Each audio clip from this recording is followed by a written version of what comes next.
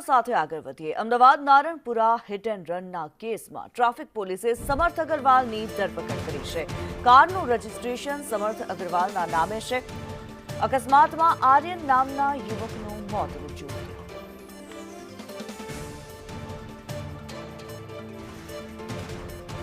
જિગ્નેશ પટેલ વધુ વિગતો સાથે જોડાયેલા છે। જિગ્નેશ, જે એક યુવકનું અકસ્માતે મોત થયું હતું, હિટ એન્ડ રનની આ ઘટના હતી, આ મામલે શું અપડેટ?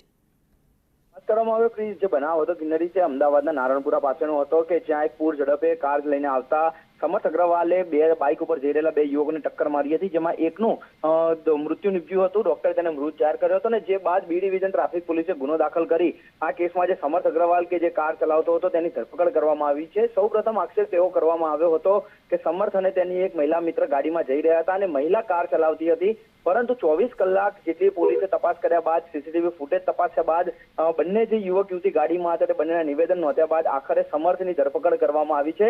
સમર્થ 19 વર્ષનો છે અને તે અમેરિકા જવાની તૈયારી પણ કરી રહ્યો હતો અને ઇન બિટવીન આ અકસ્માત સર્જાયો હતો અને જ્યારે પોલીસને પૂરતા પુરાવા અને દસ્તાવેજ મળ્યા ત્યારબાદ તેની ધરપકડ કરવામાં આવી છે અને આ ગુનામાં સમર્થ વિરુદ્ધ કાયદેસરના પગલાં લેવાઈ રહ્યા છે।